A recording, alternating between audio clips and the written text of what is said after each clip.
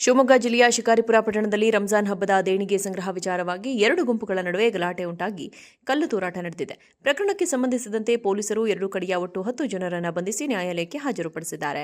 ಬಂಧಿತರಿಗೆ ನ್ಯಾಯಾಂಗ ಬಂಧನ ವಿಧಿಸಲಾಗಿದೆ. ರಂಜಾನ್ ಹಬ್ಬದ ಹಿನ್ನೆಲೆ ಪಟ್ಟಣದ ಮಸೀದಿಯಲ್ಲಿ ಮುಖಂಡರು ಭಾನುವಾರ ಸಭೆಯನ್ನ ನಡೆಸಿದರು. ಈ ವೇಳೆ ಪ್ರತಿ ಕುಟುಂಬದಿಂದ ತಲಾ 1,000 ರೂಪಾಯಿ ದೇಣಿಗೆ ಸಂಗ್ರಹಿಸುವ ನಿರ್ಧಾರ ಕೈಗೊಳ್ಳಲಾಗಿದೆ ಎನ್ನಲಾಗಿದೆ. ಆದರೆ ಸಭೆಯಲ್ಲಿದ್ದ ಮತ್ತೊಂದು ಗುಂಪು ಈ ನಿರ್ಧಾರಕ್ಕೆ ತೀವ್ರ ವಿರೋಧ ವ್ಯಕ್ತಪಡಿಸಿದೆ. ಇದರಿಂದಾಗಿ ಮಾತಿಗೆ ಮಾತು ಬೆಳೆದಿದೆ. ಮಾತಿನ ಚಕಮಕಿ ಕೆಲವೇ ಕ್ಷಣಗಳಲ್ಲಿ ತೀವ್ರಗೊಂಡು ಕೈ ಮಿಲಾಯಿಸುವ ಹಂತಕ್ಕೆ ತಲುಪಿದೆ.